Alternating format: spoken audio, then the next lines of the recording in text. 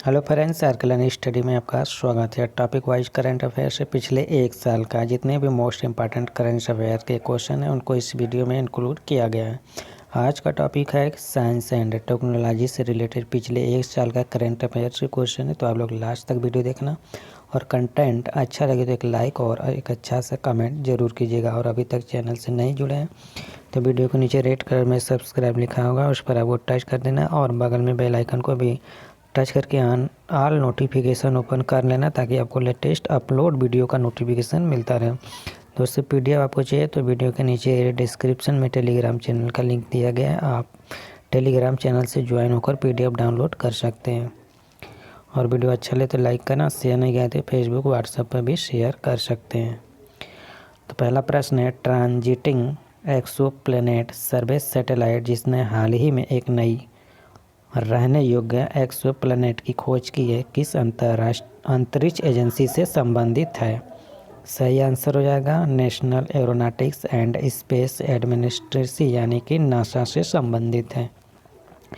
NASA के ग्रह खोजक उपग्रह जिसका नाम ट्रांसिटिंग एक्सोप्लैनेट सर्वे सैटेलाइट है ने हाल ही में अपने मेजबान तारे के रहने योग्य क्षेत्र में एक नया एक्सोप्लैनेट खोजा। नौजात एक्सोप्लैनेट जिसे TOI 700D के नाम से जाना जाता है का आकार पृथ्वी के लगभग समान है। नासा के अंतरिक्ष वैज्ञानिकों ने यह भी घोषणा की है कि एक्सोप्लैनेट पृथ्वी से केवल 101 पॉइंट प्रकाश वर्ष है, जिससे आगे की टिप्पणियों और शोध के लिए यह आसान हो जाता है। अगला प्रश्न है, वैज्ञानिकों ने हाल ही में बहुत बड़े एरे यानी BLA वेधशाला का उपयोग करके बड़े पैमाने पर ब्लैक होल के साथ बौना आकाश गंगाओं की खोज की। वेधशाला कहाँ स्थित है? सही आंसर हो जाएगा अमेरिका में। एस्ट्रोफिजिकल जर्नल में प्रकाशित हालिया अध्ययन के अनुसार वैज्ञानिकों ने कुछ बौनी आकाश गंगाओं में 13 विशाल ब्लैक होल खोजे हैं। आकाश गंगाएं पृथ्वी से कई प्रकाश वर्ष की दूरी पर स्थित हैं और आकाश गंगाओं के आधे हिस्से में ब्लैक होल आकाश गंगाओं के केंद्र में नहीं है।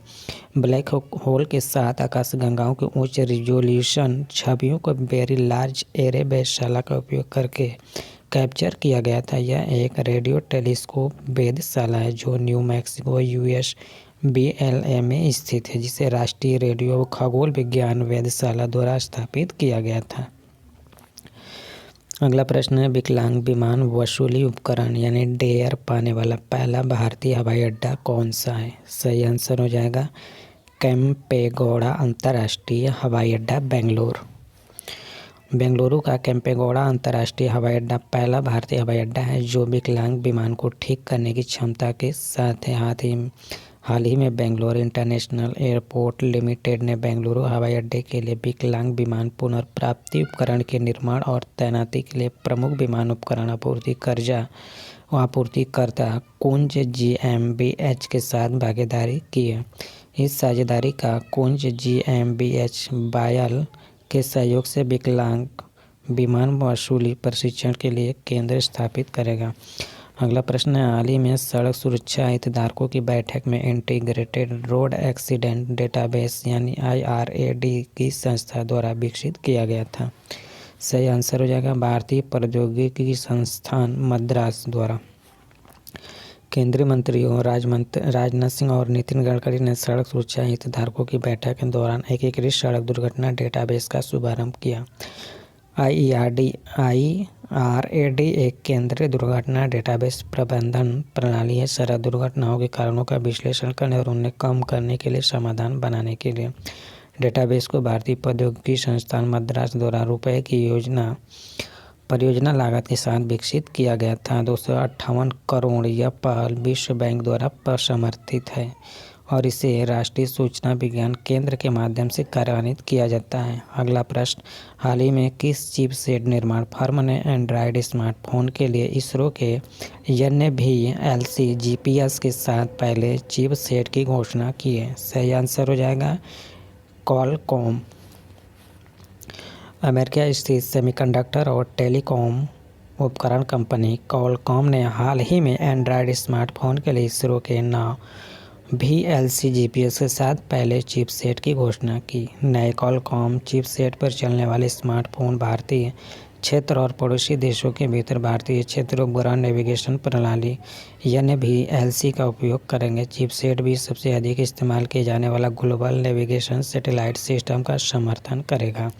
GNSS के 24 उपग्रहों की तुलना में NVLC के पास 7 उपग्रह हैं, लेकिन NVLC अधिक सटीक स्थिति की जानकारी प्रदान करता है क्योंकि यह केवल भारत और इसके पड़ोसी देशों को कवर करता है। अगला प्रश्न है, पेट्रोलियम सर्विस स्टेशनों के लिए पेपरलेस लाइसेंसिंग प्रक्रिया पेट्रोल और विस्फोटक सुरक्षा संगठन के माध्यम से शुरू की गई है। तो PISO किस मंत्रालय के तत्वाधान में आता है? सही आंसर हो जाएगा वाणिज्य और उद्योग मंत्रालय के अंतर्गत आता है। अगला प्रश्न, उद्योग और आंतरिक व्यापार संवर्धन विभाग DPIIT ने इस महीने की शुरुआत में पेट्रोलियम और विस्फोटक सुरक्षा संगठन के माध्यम से पेट्रोलियम सेवा स्टेशनों के लिए पेपरलेस लाइसेंसिंग प्रक्रिया शुरू की है। DPIIT ने हाल ही में घोषणा की है कि उसने पेपरलेस सिस्टम के लॉन्च के बाद 300 से अधिक लाइसेंस जारी किए हैं। लाइसेंस की प्रामाणिकता को PISO के पोर्टल पर भी सत्यापित किया जा सकता है। पेट्रोलियम और विस्फोटक सुरक्षा संगठन उद्योग और आंतरिक व्यापारिक वाणिज्य और उद्योग मंत्रालय के संवर्धन विभाग के तत्वाधान में कार्य करता है। अगला प्रश्न, किस अंतर्राष्ट्रीय स्मार्टफोन फर्म ने हाल ही में IIT हैदराबाद के साथ अनुसंधान और विकास परियोजनाओं के लिए एक समझौते ज्ञापन पर हस्ताक्षर किए हैं? सही आंसर हो जाएगा ओप्पो। अंतर्राष्ट्रीय स्मार्टफोन फर्म ओप्पो ने हाल ही में भारतीय प्रौद्योगिकी संस्थान IIT हैदराबाद के साथ उभरती प्रौद्योगिकियों में अनुसंधान और विकास परियोजनाओं में सहयोग के लिए एक समझौते ज्ञापन पर हस्ताक्षर किए। IIT के अनुसंधान एवं विकास विभाग और ओप्पो इंडिया के प्रमुख के बीच हस्तांतरित समझौते के अनुसार इमेज प्रोसेसिंग, 5G नेटवर्क और आर्टिफिशियल इंटेलिजेंस जैसी प्रौद्योगिकियों में कई परियोजनाओं के लिए संयुक्त अनुसंधान और विकास 2 वर्षों की अवधि के लिए किया जाएगा। साझेदारी का उद्देश्य संस्थान से उद्योग के लिए तैयार और कुशल कार्यबल बनाना भी है। अगला प्रश्न है, कोरोना वायरस द्वारा संक्रमित उच्च जोखिम वाले मामलों के लिए भारतीय चिकित्सा अनुसंधान परिषद द्वारा गठित राष्ट्रीय कार्यबल द्वारा कौन सी दवा की सिफारिश की जाती है? सही आंसर हो जाएगा hydroxychloroquine. Indian council for medical research ICMR द्वारा गठित कोविड-19 के लिए राष्ट्रीय टास्क फोर्स ने उच्च जोखिम वाले मामलों के लिए एक निवारक दवा के रूप में हाइड्रोक्सीक्लोरोक्विन की सिफारिश की है, जो कोरोना वायरस से संक्रमित है। दवा को विषम रोगियों के स्वास्थ्य वर्करों को दिया जाना चाहिए जो संक्रमित रोगियों की सेवा करके उच्च जोखिम में है। प्रयोगशाला पुष्टि मामलों के स्पर्शोन्मुख घरेलू संपर्कों के लिए कंट्रोलर जनरल ऑफ इंडिया द्वारा आपातकालीन स्थितियों में उपयोग के लिए अनुमोदित किया जाता है। अगला प्रश्न है, नेबरली नामक एप्लीकेशन जिसे हाल ही में बंद किया गया था, शुरू में प्रमुख टेक फर्म द्वारा लॉन्च किया गया था। सही आंसर हो जाएगा गूगल ने लॉन्च किया था। टेक्नोलॉजिकल प्रमुख गूगल ने हाल ही में नेबरली नामक अपने पड़ोस समुदाय ऐप को बंद कर दिया है, जो 12 मई 2020 को पूरी तरह से बंद हो जाएगा। 2 साल पहले शुरू किया गया एप्लीकेशन उम्मीद के मुताबिक ज़्यादा यूजर बेस हासिल नहीं कर पाया है और इसलिए इसे बंद कर दिया गया है। उपयोगकर्ता इस वर्ष के 12 अक्टूबर तक आवेदन की सामग्री को डाउनलोड करने में सक्षम होंगे। अगला प्रश्न, किस संगठन के अनुसंधान केंद्र ने कार्मिक सैनिटाइजेशन एनक्लोजर नामक पूर्ण शरीर कीटाणु शोधन कक्ष विकसित किया है? सही आंसर हो जाएगा रक्षा अनुसंधान और विकास संगठन यानी DRDO ने। Defence research and development organisation DRDO की प्रयोगशाला वाहन अनुसंधान विकास संघ प्रतिष्ठान में से एक अहमदनगर में एक पूर्ण निकाय कीटाणु शोधन कक्ष को डिजाइन किया गया है, जिसे कार्मिक सैनिटेशन एनक्लोजर कहा जाता है। यह संलग्न एक वॉक थ्रू सेटअप है जो कर्मियों की स्वच्छता के लिए बनाया गया है। पोर्टेबल सिस्टम जो एक बार में एक व्यक्ति को साफ करता है, वह सैनिटाइजर और साबुन मशीन से लैस है। एक विद्युत संचालित पंप 25 सेकंड के लिए हाइपो सोडियम क्लोराइड की एक कीटाणुनाशक धुंध बनाता है। अगला प्रश्न है, किस तकनीक कंपनी ने दृष्टिहीन उपयोगकर्ताओं की सहायता के लिए टॉकबैक नामक ब्रेल कीबोर्ड लॉन्च किया है? सही आंसर हो जाएगा गूगल ने। गूगल ने हाल ही में घोषणा की है कि उसने नेत्रहीन उपयोगकर्ताओं की सहायता के लिए टॉकबैक नाम से एक ब्रेल कीबोर्ड लॉन्च किया है। इस नए प्रकार के कीबोर्ड को सीधे अपने एंड्रॉयड ऑपरेटिंग सिस्टम में एकीकृत किया गया और नेत्रहीन उपयोगकर्ता किसी भी अतिरिक्त हार्डवेयर को स्थापित किए बिना आसानी से कीबोर्ड का उपयोग कर सकते हैं। कीबोर्ड 6 कुंजी लेआउट का उपयोग करता है, जिसमें प्रत्येक कुंजी 6 ब्रेल डॉट्स में से एक का प्रतिनिधित्व करती है।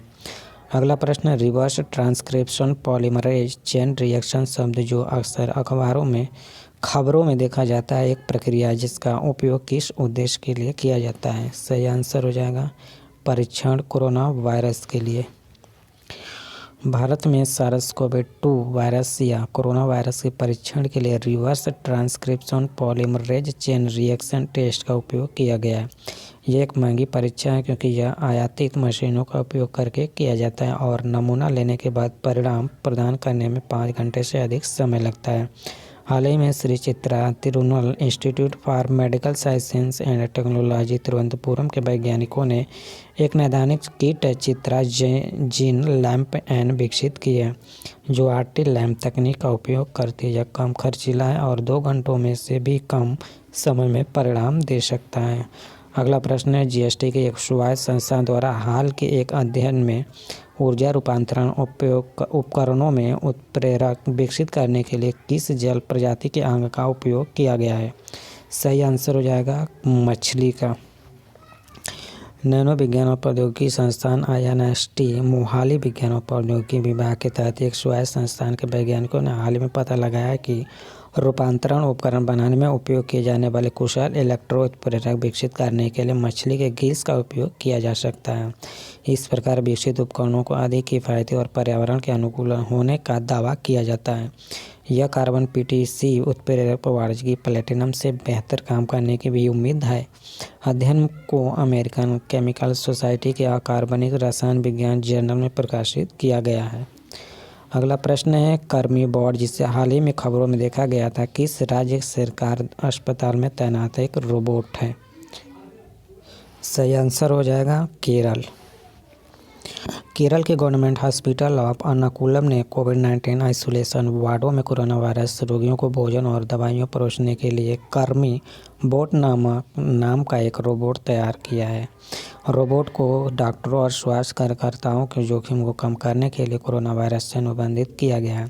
केरल स्टार्टअप मिशन के तहत काम करने वाली एक स्टार्टअप कंपनी असीमो रोबोटिक्स ने रोबोट विकसित किया है। यह कचरा इकट्ठा करने, कमरे कीटाणु रहित करने और डॉक्टर और रोगियों के बीच वीडियो कॉल को सक्षम करने के लिए भी बनाया गया है। अगला प्रश्न, भारत में किस राज्य के स्वामित्व वाले संगठन द्वारा UV ब्लास्टर नाम का अल्ट्रा वायलेट कीटाणु शोधन टावर विकसित किया है। सही आंसर हो जाएगा DRDO ने।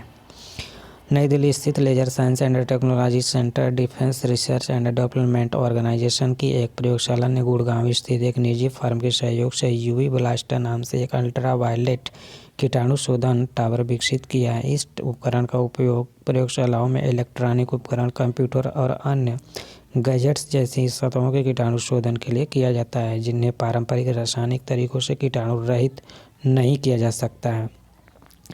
यह उन स्थानों पर भी स्थापित किया जा सकता है जहां मॉल, होटल और कार्यालयों सहित बड़ी संख्या में लोग इकट्ठा होते हैं।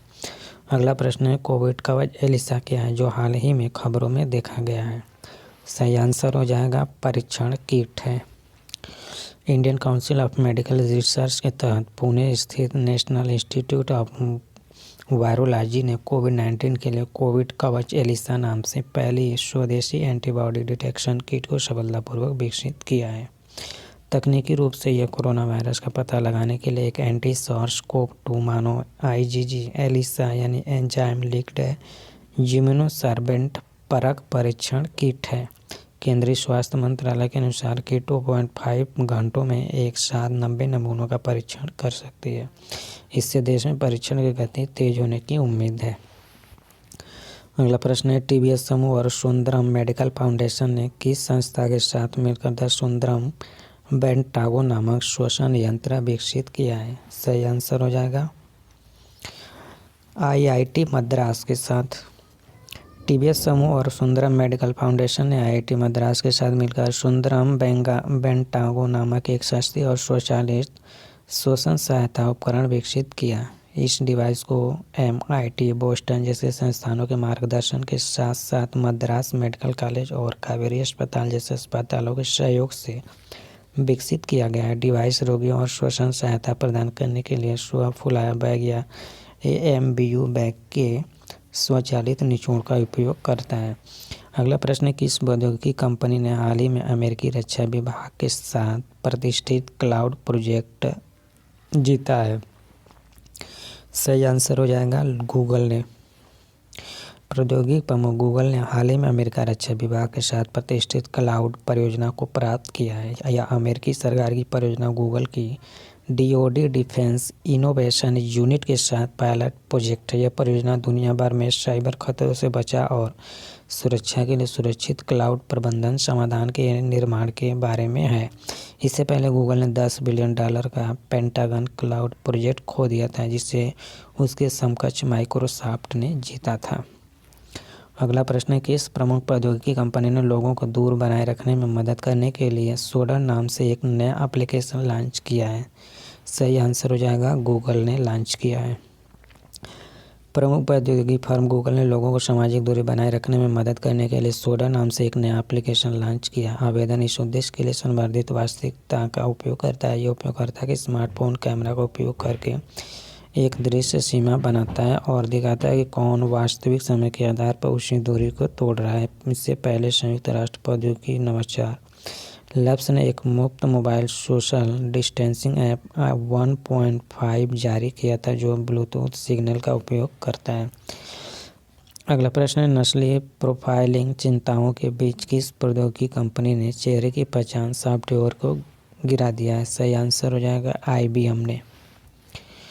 प्रमुख प्रौद्योगिकी कंपनी IBM ने नस्लीय रूपरेखा चिंताओं के बीच चेहरे की पहचान सॉफ्टवेयर को गिरा दिया। मुख्य कार्यकारी अधिकारी अरविंद कृष्ण ने अमेरिकी कांग्रेस को सूचित किया है कि IBM अपने सामान्य प्रयोजन के चेहरे की पहचान या विश्लेषण सॉफ्टवेयर की पेशकश नहीं कर रही है। उस तकनीक का भी दृढ़ता से विरोध करता है जो बड़े पैमाने पर निगरानी, नस्लीय प्रोफाइलिंग और बुनियादी मानवाधिकारों के उल्लंघन के लिए उपयोग की जाती है। अगला प्रश्न, किस प्रौद्योगिकी कंपनी ने पुलिस को अपने चेहरे की पहचान करने वाले सॉफ्टवेयर रिकॉग्नाइजेशन के उपयोग से प्रतिबंधित कर दिया है? सही आंसर हो जाएगा अमेजन।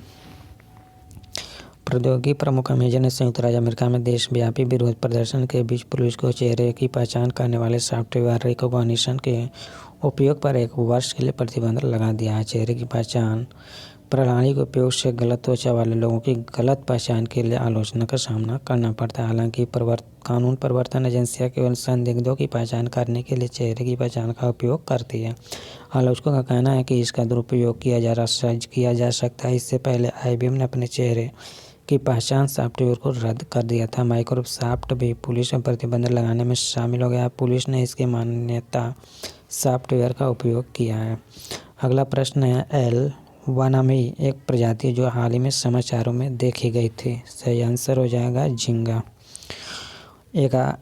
एक्वाकल्चर MPEA वाणिज्य और उद्योग मंत्रालय के लिए राजीव गांधी केंद्र के एक प्रमुख संस्थान एक्वाटिक क्वारंटाइन फैसिलिटी को 3600 नंबर का L1 ब्रूड स्टॉक आयात किया गया। हवाई से भारत के चिनराट हैचरी संचालकों द्वारा ब्रूड स्टॉक को 5 दिनों के लिए सफलतापूर्वक छोड़ दिया गया और 97.12% अस्तित्व के साथ हैचरी संचालकों को सौंप दिया गया।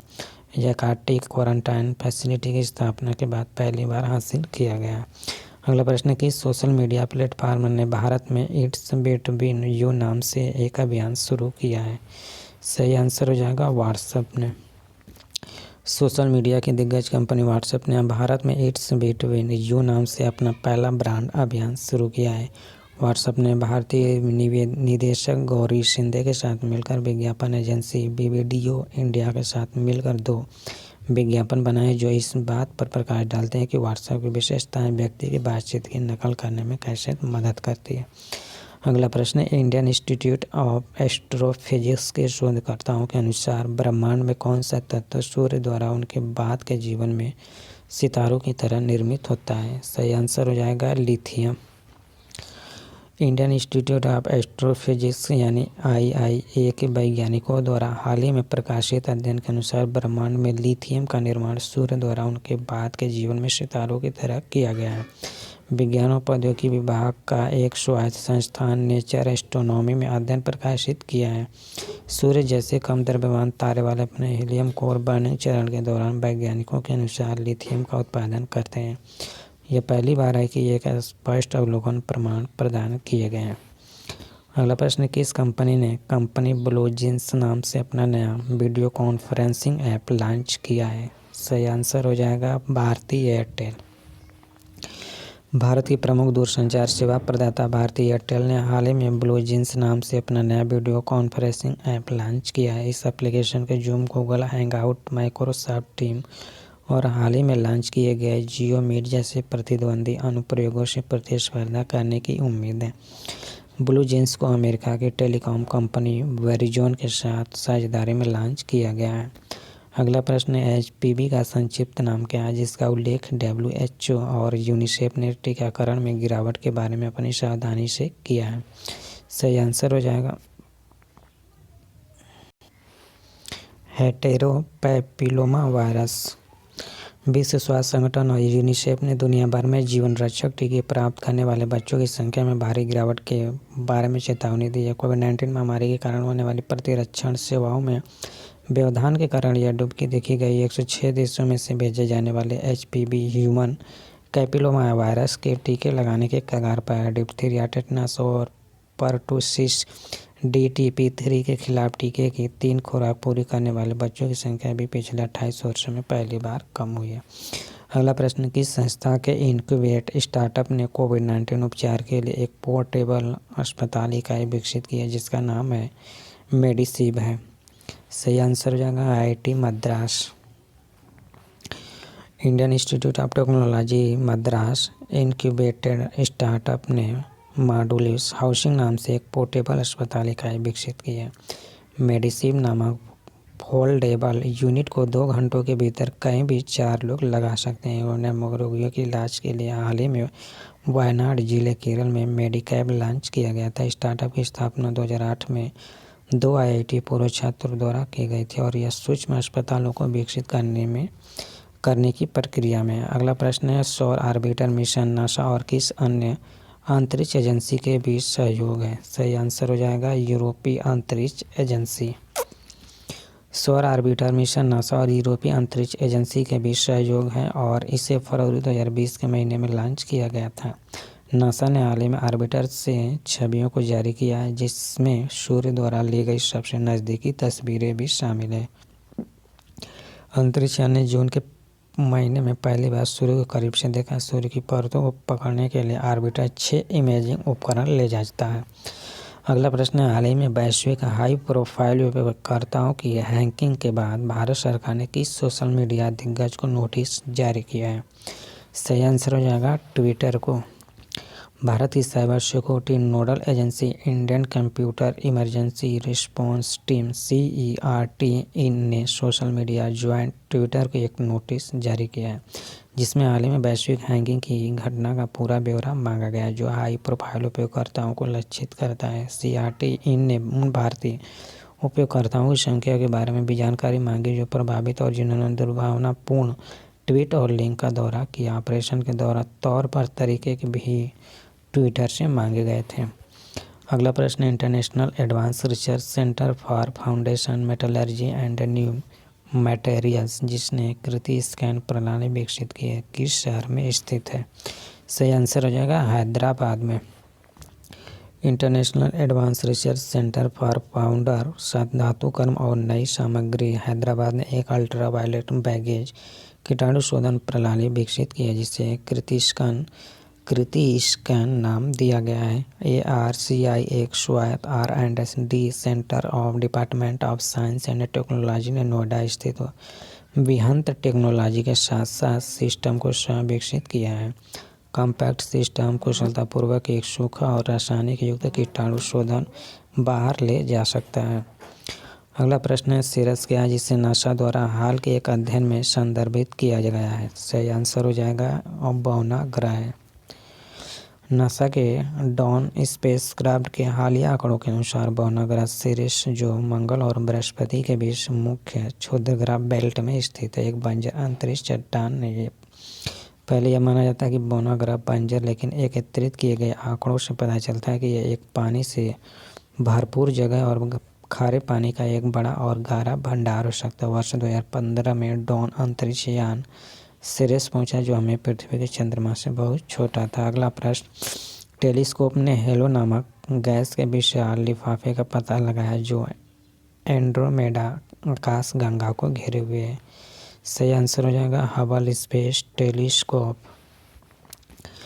नासा के हबल स्पेस टेलीस्कोप का उपयोग करते हुए वैज्ञानिकों ने हेलो नामक गैस के विशाल लिफाफे की खोज की है, जो एंड्रोमेडा आकाशगंगा को घेरता है। वैज्ञानिकों ने कहा है कि गैस के भंडार में आकाशगंगा के भीतर भविष्य के स्टार बनाने के लिए ईंधन होता है। डिफ्यूज प्लाज्मा का यह लगभग अदृश्य है। हेलो आकाशगंगा से 1.3 मिलियन प्रकाश वर्ष दूर है, जो मिल्की वे आकाशगंगा में लगभग आधा है। अगला प्रश्न, कस्टम निर्मित विमान एयर इंडिया 1 किस कंपनी द्वारा निर्मित है? सही आंसर हो जाएगा बोइंग कंपनी द्वारा। एयर इंडिया 1 एक कस्टम निर्मित B777 विमान है और बोइंग द्वारा निर्मित है। इसका उपयोग भारत के राष्ट्रपति, उपराष्ट्रपति और प्रधानमंत्री को उड़ाने के लिए किया जाएगा। VVIP के लिए एक और कस्टम निर्मित B777 विमान बोइंग से शीघ्र ही प्राप्त होगा। ये दोनों विमान 2018 तक एयर इंडिया के वाणिज्यिक बेड़े का एक हिस्सा थे। उन्हें बोइंग से VVIP यात्रा के लिए भेजा गया था, जिसकी लागत 8400 करोड़ रुपए थी।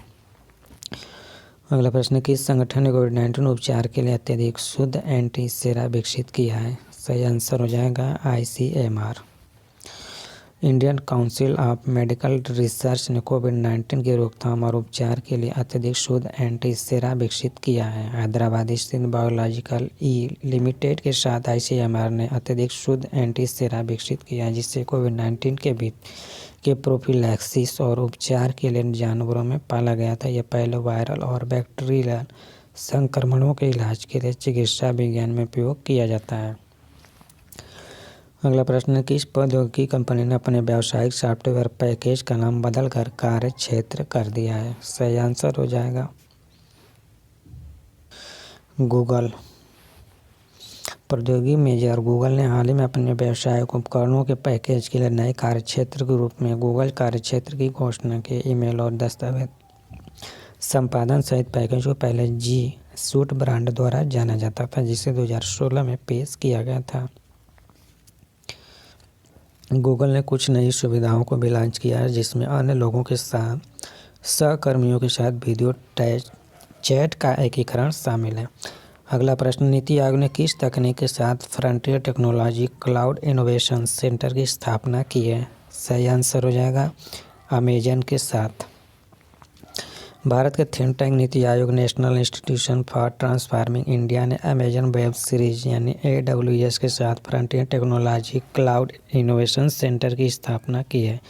इसका उद्देश्य डिजिटल नवाचार के माध्यम से सामाजिक चुनौतियों का समाधान करना। यह भारत में अमेजन का पहला क्लाउड इनोवेशन सेंटर और दुनिया भर में 12वां है। अगला प्रश्न, 5G RAN उत्पाद विकसित करने के लिए किस भारतीय कंपनी ने क्वालकॉम के साथ भागीदारी की है? सही आंसर हो जाएगा जियो। जियो ने क्वालकॉम के साथ भागीदारी की और स्वदेशी रूप से 5G RAN radio access network उत्पाद विकसित किया है। रिलायंस जियो इन्फोकॉम क्वालकॉम की तकनीक का उपयोग उस उत्पाद को विकसित करने के लिए करेगा जिसने 1 Gbps थ्रूपुट हासिल किया है। भारत ने उन देशों के एलिट क्लब में प्रवेश किया जो 5G ग्राहकों के लिए 1 Gbps स्पीड प्रदर्शित करते हैं। अगला प्रश्न, शोधकर्ताओं ने ट्यूबरलियस ग्रंथियों की खोज की है। मानव शरीर के किस हिस्से में है? सही आंसर हो जाएगा गला में। नीदरलैंड कैंसर इंस्टीट्यूट के शोधकर्ताओं ने गले में लार ग्रंथियों का एक नया स्थान खोजा है। रेडियोथेरेपी और ऑन्कोलॉजी पत्रिका में प्रकाशित एक शोध में अपने निष्कर्षों में उन्होंने इस हिस्से को ट्यूबरलियल ग्रंथियों का नाम दिया। यह सिर और गर्दन के ट्यूमर वाले रोगियों के लिए उपयोगी होगा। शोधकर्ताओं का यह भी मानना है कि ये ग्रंथियां चौथे मुख्य लार ग्रंथियों की चौथी जोड़ी के रूप में योग्य होंगी। अगला प्रश्न, किस ऑटोमोबाइल निर्माता ने HMS नाम से स्मार्टफोन आधारित तकनीक विकसित की है? सही आंसर हो जाएगा मारुति सुजुकी ने। प्रमुख ऑटोमोबाइल निर्माता मारुति सुजुकी इंडिया ने HAMS यानी सुरक्षा के लिए हार्नेसिंग ऑटोमोबाइल नामक एक स्मार्टफोन आधारित तकनीक विकसित की है। यह विकास माइक्रोसॉफ्ट रिसर्च इंडिया के सहयोग से किया गया। प्रौद्योगिकी का उपयोग उन आवेदकों का परीक्षण करने के लिए किया जाएगा जो ड्राइविंग लाइसेंस टेस्ट के लिए दिखाई दे रहे हैं।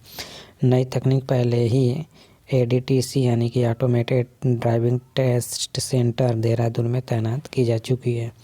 अगला प्रश्न, किस प्रौद्योगिकी कंपनी ने भारत में एक नया लघु और मध्यम व्यवसाय गाइड लॉन्च किया है? सही आंसर हो जाएगा फेसबुक ने। टेक्नोलॉजी मेजर फेसबुक ने हाल ही में घोषणा की है कि उसने ऑनलाइन और छोटे माध्यम व्यवसायों गाइड के लिए एक ऑफलाइन लॉन्च किया है। कंपनी ने छोटे और मध्यम व्यवसायों की मदद के लिए अन्य नए संसाधनों को भी लॉन्च किया। यह गाइड सार्वजनिक रूप से मुफ्त में उपलब्ध होगा, जबकि देश भर में 9 मिलियन छोटे व्यवसायों के लिए मंच सुलभ होना है, जिसकी इसे सबसे अधिक आवश्यकता थी। अगला प्रश्न, किस संस्था ने भारतीय बंदरगाहों के लिए एक सौर ऊर्जा चालित मानव रहित स्वायत्त सर्वेक्षण शिल्प विकसित किया है? सही आंसर हो जाएगा IIT Madras. Indian institute of technology Madras के शोधकर्ताओं ने भारतीय बंदरगाहों और अंतर्देशीय जलमार्गों के लिए एक सौर संचालित मानव रहित स्वायत्त सर्वेक्षण शिल्प विकसित किया है। यह स्वायत्त हाइड्रोग्राफिक और समुद्र संबंधी सर्वेक्षण करने और लंबी दूरी पर वास्तविक समय डेटा संचरण प्रदान करने में मदद करेगा। कामराजाबाद बंदरगाह पर हाल ही में चेन्नई तट से इसका सफल परीक्षण किया गया है। अगला प्रश्न है, किस प्लेटफॉर्म ने स्पॉटलाइट नाम से एक लघु वीडियो बनाने की सुविधा शुरू की है? सही आंसर हो जाएगा स्नैपचैट ने। अमेरिकी मैसेजिंग ऐप स्नैपचैट ने हाल ही में स्पॉटलाइट नाम से एक नया short video messaging making feature शुरू किया है। यह उपयोगकर्ताओं को अपने स्नैपचैट ऐप में सार्वजनिक रूप से शॉर्ट फॉर्म वीडियो साझा करने की अनुमति देगा। नए फीचर के लॉन्च से स्नैप इंक द्वारा फेसबुक द्वारा लॉन्च किए गए बाइट डेंस के स्वामित्व वाले टिकटॉक और इंस्टाग्राम रील्स के साथ प्रतिस्पर्धा करने की उम्मीद है। अगला प्रश्न है, पाली नामक 3D ऑब्जेक्ट क्रिएशन प्लेटफॉर्म किस तकनीक द्वारा संचालित है? सही आंसर हो जाएगा गूगल द्वारा। पाली नामक 3D ऑब्जेक्ट निर्माण प्लेटफॉर्म को प्रौद्योगिकी कंपनी गूगल द्वारा संचालित किया गया। गूगल ने अगले साल से पाली प्लेटफॉर्म को बंद करने का प्रस्ताव किया है, क्योंकि जून 2020 में इसकी सेवा समाप्त हो जाएगी। तब से उपयोगकर्ता प्लेटफॉर्म पर 3D मॉडल अपलोड नहीं कर पाएंगे। अगला प्रश्न है, किस संस्था ने हवा से पानी काटने की तकनीक बनाई है? सही आंसर हो जाएगा IIT गुवाहाटी ने। भारतीय प्रौद्योगिकी संस्थान गुवाहाटी के शोधकर्ताओं ने हवा से पानी की हटाई करने के लिए एक नई तकनीक विकसित करने का दावा किया है। शोधकर्ताओं ने हाइड्रोफोबिसिटी की अवधारणा का उपयोग किया है, जो पानी को पीछे हटाने के लिए एक सामग्री का गुण है। फिसलन, तरल, संक्रमित, झरझरा सतहों या स्लिप्स सामग्री रासायनिक रूप से प्रतिरूपित और उपयोग की जाती है। अगला प्रश्न है, किस भारतीय दूरसंचार कंपनी ने दुनिया के पहले उपग्रह आधारित नैरो बैंड IoT नेटवर्क की शुरुआत की है? सही आंसर हो जाएगा BSNL ने। भारत में भारत सरकार के स्वामित्व वाली दूरसंचार कंपनी BSNL मशीन कनेक्टिविटी समाधान कंपनी स्काईलोटेक इंडिया के साथ साझेदारी में भारत में एक उपग्रह आधारित संकरी IoT नेटवर्क लॉन्च करने के लिए इसका समाधान BSNL के सैटेलाइट ग्राउंड इंफ्रास्ट्रक्चर से जुड़ेगा। यह दुनिया का पहला उपग्रह आधारित नैरो बैंड IoT नेटवर्क है। IoT कनेक्टिविटी पहले से ही भारतीय रेलवे और अन्य लोगों के बीच मछली पकड़ने वाले जहाज़ों में परीक्षण की जाती है। अगला प्रश्न है, इसरो के स्पेस सिचुएशन अवेयरनेस केंद्र का नाम क्या है? सही आंसर हो जाएगा नेत्रा। भारतीय अंतरिक्ष अनुसंधान संगठन यानी इसरो ने अंतरिक्ष स्थिति जागरूकता के लिए एक समर्पित नियंत्रण केंद्र की स्थापना की है। इसे नेत्रा के रूप में भी नामित किया गया है और इसका उद्देश्य भारत की अंतरिक्ष संपत्ति की निगरानी, ट्रैकिंग और सुरक्षा करना है। यह पंड्या, बेंगलोर में ISTRAC परिषद में स्थापित है। अगला प्रश्न है, भारत अंतर्राष्ट्रीय विज्ञान महोत्सव 2020 का विषय क्या है? सही आंसर हो जाएगा स्वयं विश्वसनीय भारत और वैश्विक कल्याण के लिए विज्ञान। विज्ञान प्रौद्योगिकी और विज्ञान मंत्रालय विज्ञान भारती के सहयोग से भारत अंतर्राष्ट्रीय विज्ञान महोत्सव का आयोजन करते हैं। वर्ष 2015 में शुरू किए गए इस उत्सव का उद्देश्य समाज में वैज्ञानिक स्वभाव को बढ़ावा देना और छात्रों को वैज्ञानिक करियर बनाने के लिए प्रोत्साहित करना है। इस वर्ष 4 दिवसीय लंबे भारत अंतर्राष्ट्रीय विज्ञान महोत्सव का विषय विज्ञान के लिए विश्वसनीय भारत और वैश्विक कल्याण है। अगला प्रश्न है, USNIH के शोधकर्ताओं के अनुसार किस जानवर से छोटे एंटीबॉडीज को कोरोना वायरस के खिलाफ काम करने के लिए कहा जाता है? सही आंसर हो जाएगा llama. US national institute of health के शोधकर्ताओं के अनुसार कार्माइक नामक एक लामा से छोटे एंटीबॉडी या नैनोबॉडी उपन्यास कोरोना वायरस SARS-CoV-2 के खिलाफ काम करता है। शोधकर्ताओं का सुझाव है कि इनमें से कम एक नैनोबॉडी संक्रमण को रोक सकते हैं और SARS-CoV-2 स्पाइक प्रोटीन को हथियाने से वायरस के कणों का पता लगा सकता है। अगला प्रश्न है, हाल ही में खबरों में आया है कि गैर आक्रमण वेंटिलेटर स्वास्थ्यव्यूह किस अंग द्वारा विकसित किया गया था? सही आंसर हो जाएगा CSIR द्वारा। CSIR नेशनल एरोस्पेस लेबोरेटरीज के वैज्ञानिकों ने हाल ही में स्वास्थ्य वायु नामक एक गैर आक्रमण वेंटिलेटर विकसित किया है। वैज्ञानिकों ने वेंटिलेटर विकसित करने के लिए CSIR IGIB से चिकित्सा पेशेवरों के साथ सहयोग किया। यह स्वास्थ्य मंत्रालय की पेशकश समिति द्वारा कोविड-19 रोगियों के लिए उपयोग करने के लिए प्रमाणित किया गया है, जिन्हें 35% तक ऑक्सीजन पूरकता की आवश्यकता होती है। अगला प्रश्न है, डरहम विश्वविद्यालय के शोधकर्ताओं ने किस अंतर्राष्ट्रीय संस्था के गठन की व्याख्या करने के लिए एक सुपर कंप्यूटर सिमुलेशन विकसित किया है? सही आंसर हो जाएगा चंद्रमा। हाल ही में डरहम विश्वविद्यालय के शोधकर्ताओं ने चंद्रमा के गठन को समझाने के लिए सुपर कंप्यूटर सिमुलेशन विकसित किया है। शोधकर्ताओं ने बताया कि पृथ्वी लगभग 4.5 बिलियन साल पहले थिया नाम के ग्रह जैसे मंगल से टकरा गई थी। परिणामस्वरूप मलबे को एक आत्म गुरुत्वाकर्षण शरीर पाया जाता है, जिसमें द्रव्यमान और फेरिक गुणों के कारण चंद्रमा के लिए बहुत समानता है। अगला प्रश्न है, क्वेश्चन फॉर यू, आपके लिए क्वेश्चन, इसका करेक्ट आंसर कमेंट बॉक्स में बताना होगा कि सही आंसर क्या होगा। प्रश्न है, हर्ट्ज मापने की यूनिट क्या है? सही आंसर कमेंट बॉक्स में देना है। और वीडियो अच्छा लगा तो लाइक करें, शेयर करें, चैनल को सब्सक्राइब नहीं किया वीडियो के नीचे रेड कलर में सब्सक्राइब लिखा होगा, उस पर आपको टच कर देना और बगल में बेल आइकन को भी यहाँ रखें ताकि आपको लेटेस्ट वीडियो का नोटिफिकेशन मिलता रहे। Thank you for watching.